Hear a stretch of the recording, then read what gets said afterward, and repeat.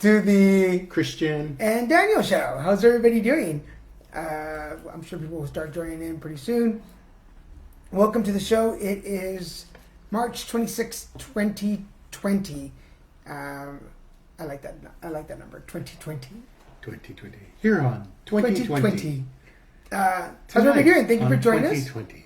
I'm Daniel Garza, and I'm Christian Ramirez. And as usual, we come in every Wednesday to just talk about things that are going on in our lives. So join us for the next 30 minutes for just some chit-chats. We have the laptop right here in front of us, so if you have any questions or any comments or want to join in the conversation, please send your comments or your questions. What's going on? My goodness. We just got back from Texas, went to a quinceañera. And I just, of course, as soon as we get back, the one thing I would have loved to have had for the flight was I used my airline miles on an airline I don't fly because they suck. And they say, they always, they send you you have to use your miles before they go out, before they expire. And that's, crummy airline has expiring miles. And I'm leaving them nameless. But I used their points to get a new AirPod Pros, which have noise canceling. Oh. And they actually fit in your ear better, so you actually can hear everything better. Because normal AirPods don't really fit in your ear. They don't have any rubber thing. So they just kind of hang there, and the volume isn't very high. Oh, I didn't know that's what you were using. So no, they came, of course, after I got home. I wonder. I was like, and we have no plans to be flying anywhere anytime soon. So I thought I saw you with Beats. Sorry, Lily. Saw you with Beats on. Yeah, no. Then I put my Beats on the way home because I wanted to actually hear everything clearly. Gotcha. That I was watching. It's so annoying. But yeah, well, Apple. That's bougie first world problems. So, and then it was another gorgeous day here today. I had my eucalyptus Epsom salts by the window as the breeze blew through. And I burned my beautiful candle from Christmas from my landlord. But I guess traveling has gotten a lot smoother for us. Oh, it's so easy now. There's a lot of things. We're like veterans. But there's a lot of things that I learned after I met you about traveling that have made it a lot easier too. Like I used to carry my carry-on all the time, a big bag. Mm-hmm. I would always pack a huge bag. Oh yeah. I'd always have to check it in because it was too big, mm-hmm. and then wait to pick it up afterwards. Ugh. And with you, I learned to pack efficiently. Although this time, you packed the kitchen sink. Well, on the way back, the plane was so full. Oh, no, on the way back. Okay, you're on a flight that probably has a lot of people going home to Texas. So you have a lot of Texans, which have a different sensibility than Californians, or particularly Southern Californians. And then, so I always put my bag lengthwise. I don't have to. My bag fits perfectly the way it's supposed to. But I put it lengthwise so that, because I go in first and I get our seats, I get our row that we're going to have, and I reserve a spot for his suitcase in the overhead. Because when we travel together, when we travel together, it's always he sits in the aisle and I sit in the window, and we leave the middle seat empty, open for some unsuspecting. Yeah. And most of the times we luck out because nobody wants to sit between us. So most of the times we luck out, and the middle seat is empty. It was nice this time. Right. Coming back from Texas, we had the full almost 3-hour flight with no one between us. But on the way back from Texas, I get on. Well, I'll tell the first part.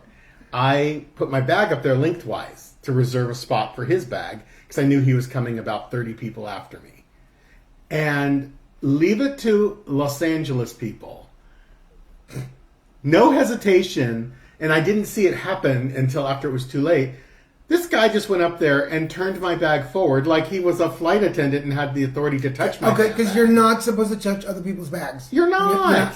It's like a rule. I don't know if there's any flight attendants watching, but we've learned that you are not to touch anybody else's, and we'll tell the story in a minute. Yeah. You're not supposed to touch anybody else's bag when you're flying. It's rude. And I had it that way for a reason. I'm not an idiot. I know my bag will fit. But officially, you're not supposed to touch anybody else's bag. Exactly. And I don't touch anyone else's bag. But some Angelino thought oh, I'm who I am. I know who I think I am, and I'm going to touch Christian's bag. And I know exactly who it was. It was this little Hispanic guy behind me.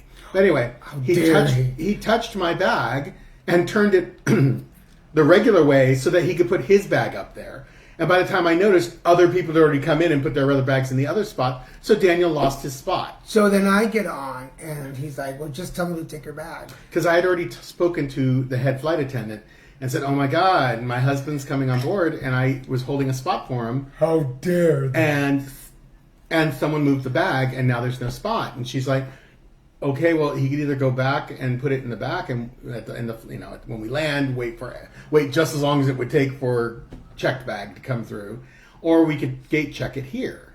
And we checked it in, which reminded us how long it actually takes for your bags to get off the plane and get to the carousel and get in. So if you're a traveler, I hate waiting for checked bags. But this is how we learned that you're not supposed to touch other people's bags. Yeah. Remember the trip to Texas? It was to Texas, where we were sitting. We're sitting in first class. We were flying into McAllen. Oh, yeah, I remember that. So that was on United, and we flew first class because we flew into McAllen rather than Harlingen, where we usually go. So the story's already starting a little bougier than it's supposed to be. But you pay for first class because you want a guaranteed spot for your bag. Right. And that's the point. And when we're flying, hey, Reg, and when we're flying from... Hey, Reg. Hi, Miguel. Hi, hola, Saúl. ¿Cómo estás? Hi, May. Hi, Orfra. So when we fly to Texas into McAllen, or if we're flying cross country to Florida or New York, if we can, we prefer to do first class because it's a long flight and we want to be pampered a little bit. And it's nice just to be comfortable for yes. that time and not fight for overhead space. Right. So we get on the flight. Did we land somewhere and pick up people? We landed in Houston to pick up and people. changed planes. Oh no, we didn't change planes. We're still on the A320, but no, we had to change planes. That's why your bag didn't get there. So we go and we line up. Of course, first class gets priority boarding, and we walk in and there's this. I'll just say Latino family. I don't know if they're Mexican or not. It was a guy and a girl and one of their moms. A guy, a girl, their mom, his sister, and one other family member. There was because I remember I got dirty looks from all of them. So they put their bags on our side. So we're sitting on this side. Where there's a row of seats, it's assumed it is a rule that overhead space is for those people in those seats. Right. But they decided on that side to put their bags on our side. Well, because they had bags that weren't designed to fit in the overhead, so they had to put them lengthwise.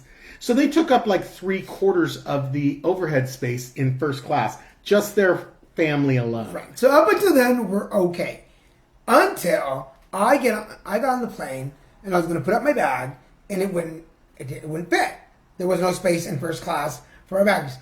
And for those of you joining in, this is the Christian and Daniel show, and we're talking about traveling and just first world bougie problems, really. But so Christian decides to touch their bag and move it. It wasn't a decision their mother put her damn bag up there. I watched her do it. She put her bag up there quickly right before Daniel was going to put his bag up there. She literally did it right as we were getting on board. She saw us get on board and knew where we were sitting. And she took the space.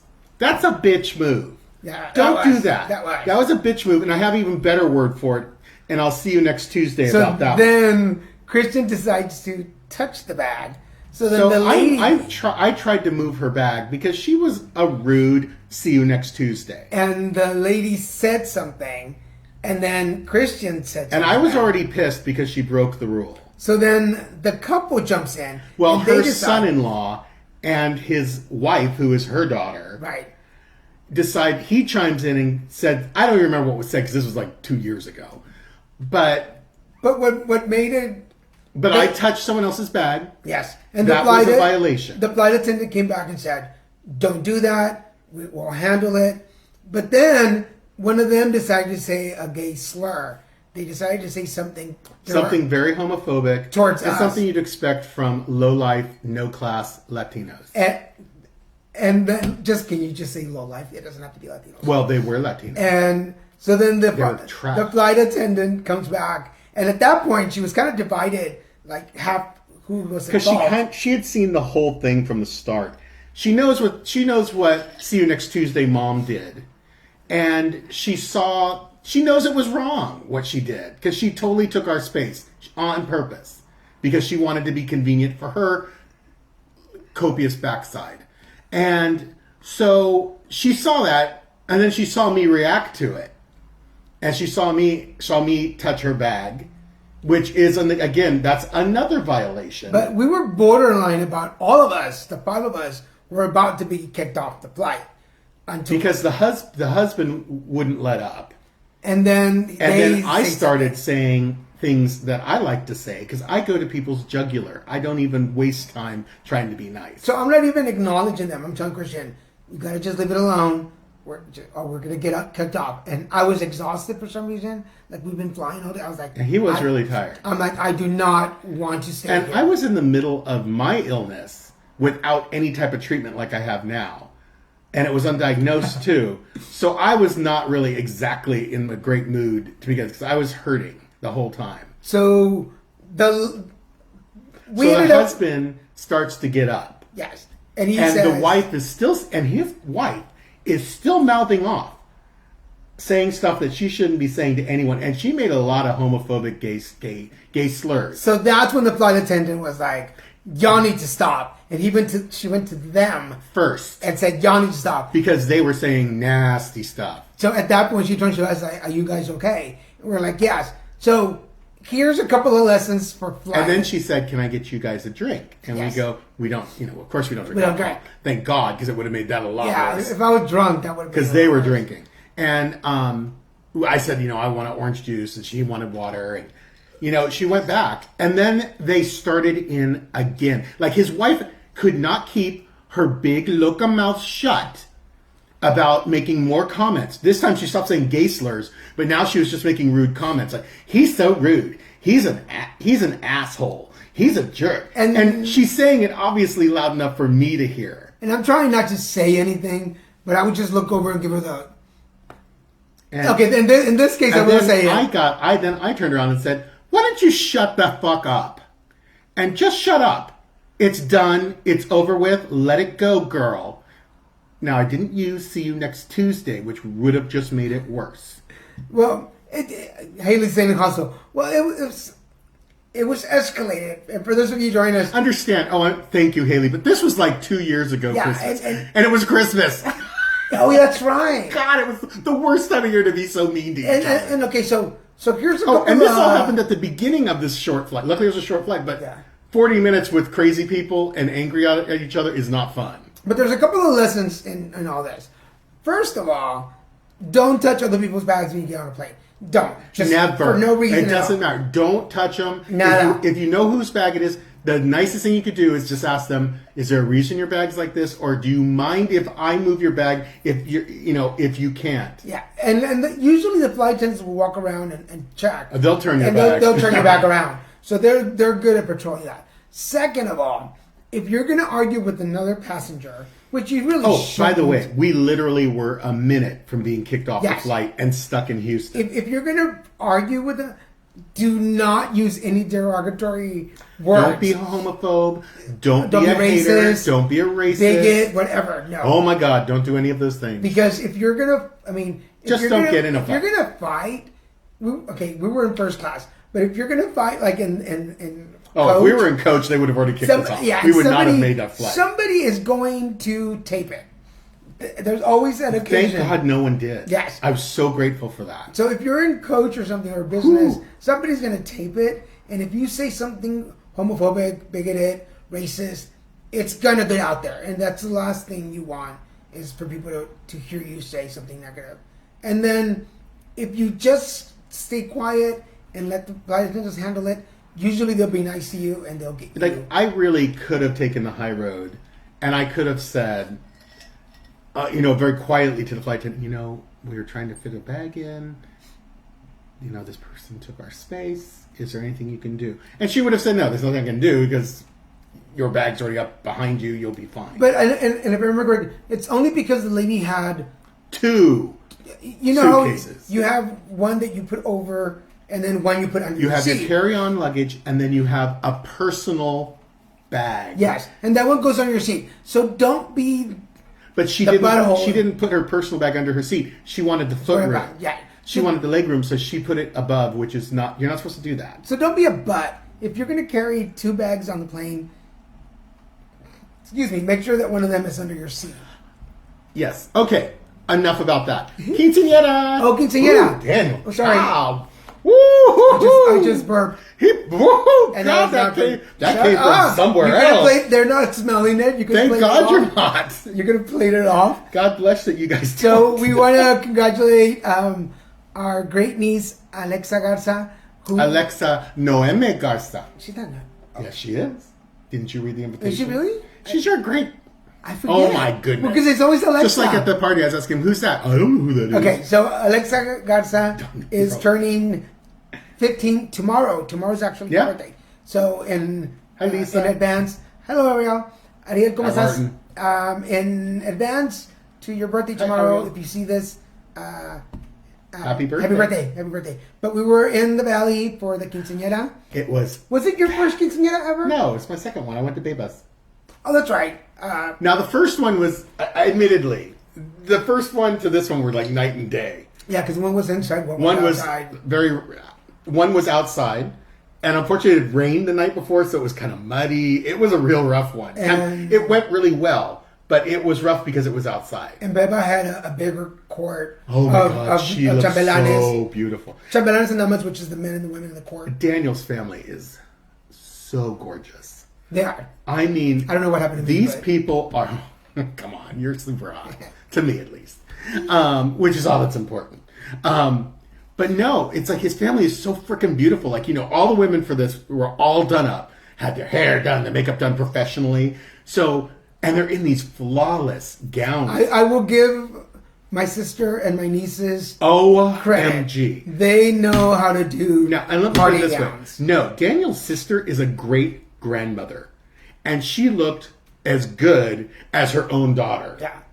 They look like sisters rather than like his sister's she's not even old anyway. No, but she was amazing. She was breathtaking, and they all were so beautiful. My sister Nancy is 9 years older than me, but she does not look 9 years older than me. Well, then again, for those of you that don't know, I'm 49, so I don't think I look 49. So, thank you, Ariel. Which, in essence, I look 49 for me. This is my relative to you, right? This is my interpretation. But compared to some men, like you are, this is your representation of 50. Yeah. But the quinceañera was awesome.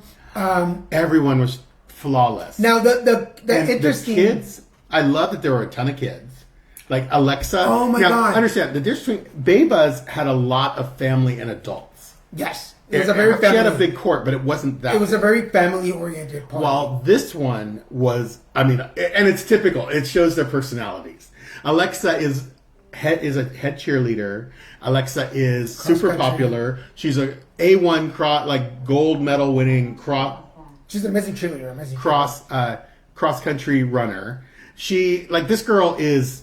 She maxes out everything. But one thing that we took our friend, Ray. Hello, Ray. Hi, Ray. Thank you for letting us stay with you. We took Ray with us. So we were like the little hub of the 3 old gay men sitting at the end of the table. But I'll tell you a little bit more about what Ray and I observed. And then at the next table over were these 20 kids. Yeah, with a ton of kids. With a group of young gay boys. And because they're 14, 15, 16. But very open sexually. Yeah, it was insane. Like Ray and I were sitting there with our jaws dropped, most of the time because oh my God, I'm wearing this horrible shirt. Most of the time because these kids were the boys were they were dancing with each other, which was great. It's just our generation was never we weren't blessed with being able to be that free and open. These kids were sitting in each other's laps and riding each other. And obscenely riding each other, holding each other, facing each other, straddled legs. I'm like, but there's wow. There was one difference that I know that you probably don't understand. There's these typical Mexican line dances that we do, like guapangos, and those you hold each other, you embrace each other. That's not what I'm talking about. Yeah, I'm not that age. But that's one way. I know, but that's not what I'm talking about. I'm talking about the regular dancing, two people. And I never saw them. I know you didn't. That's you were with your family. You were talking to your aunt in the back, and Ray and I were sitting there just jaws dropped, like, because Ray and I are in our 50s. Because we're in our easy. 50s, and we're from a generation that never got to have the privilege of being open like that at a family event. Because we're easy 30 years older than these kids. Yeah, these kids are 15. Some of them weren't even 15. So to watch... So we're 40 years old. It's 35. It really gets to me. I love that they... Yeah. I love the freedom they have, but it was hard earned by previous generations. Not necessarily me, but by other people in my generation and earlier. And I told you this here.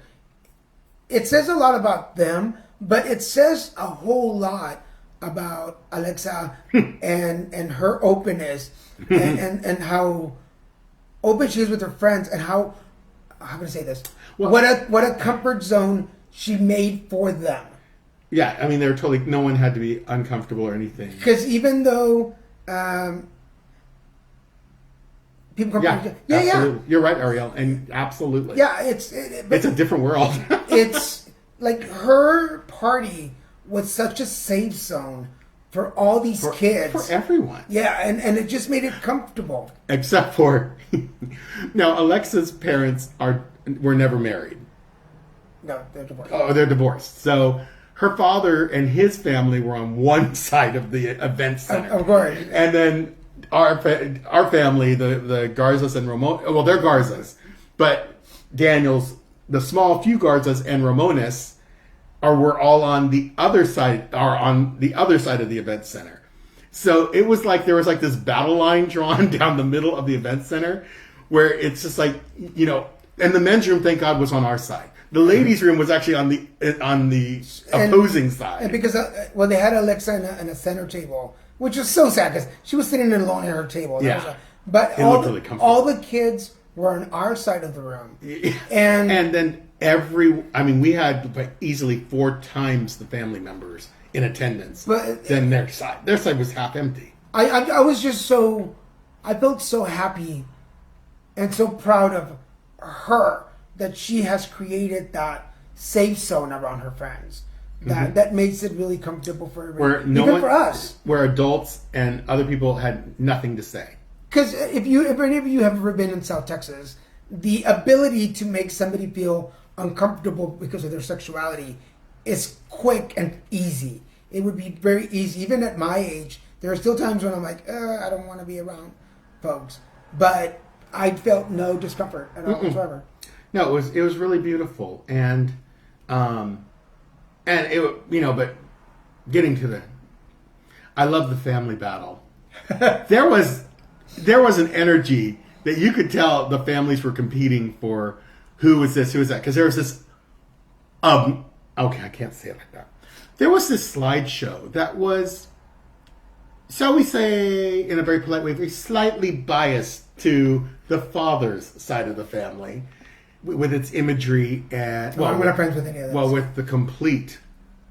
Okay, the whole show really upset our side of the room. There was if anybody you have been to Quintana, there's usually a slideshow to show...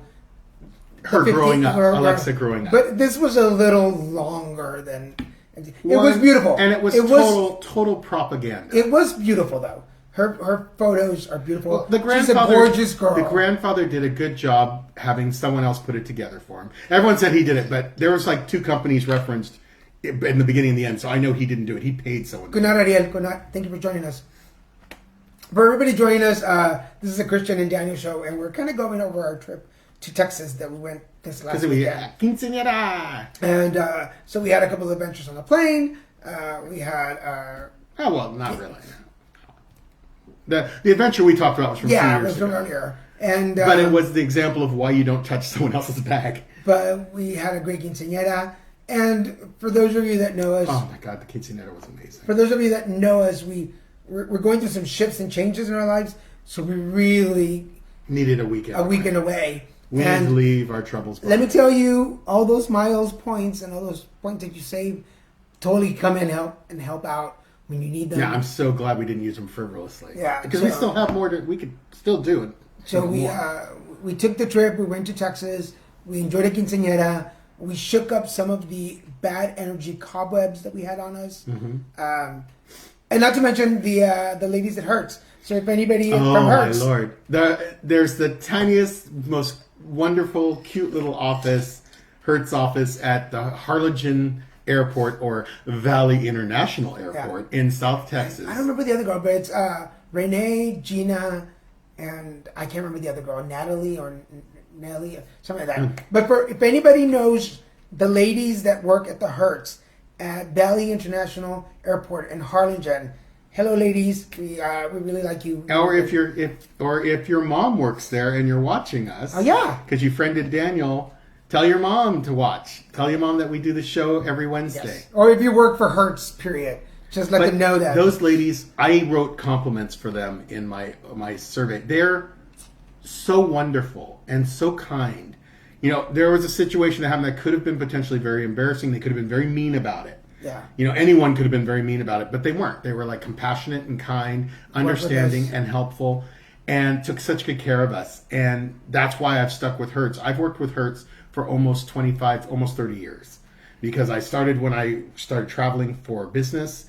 And of course, all business travelers use Hertz because they're fabulous and have great cars. And then I ended up doing readings for them. And you know, our flight was delayed. You know, it was just great. It was a good experience, and I'm so grateful to Hertz for all they do, and grateful to their crew there in HRL or Harlingen. So on the way back, we had a delayed flight leaving Harlingen, and I'd already given Renee, the lady there, a little crystal and stone. If you hang around me long enough, you'll get a crystal or stone. So I gave her one and did a mini reading for her. And her kids ended up following me on Instagram because I gave her my card.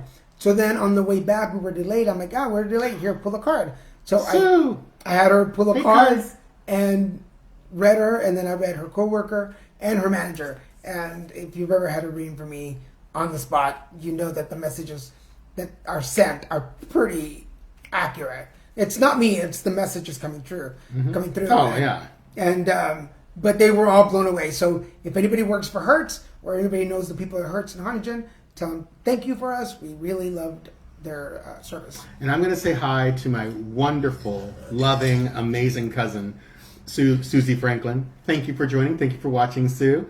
And hello, Richard.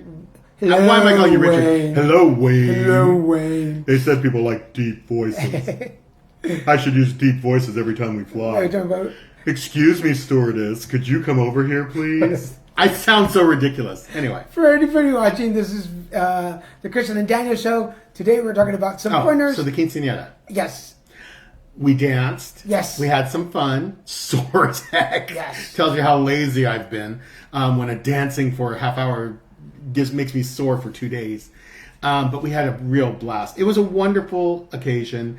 They did such a great job putting it together. Marcy, Alexa's mom, Marcy Ramones Benavides, and her husband Mo Benavides, they are incredible parents. They are incredible hosts. They hosted everyone afterwards, and it was O Dark 30, the after party, having menudo at the after party. Oh, and Daniel told me.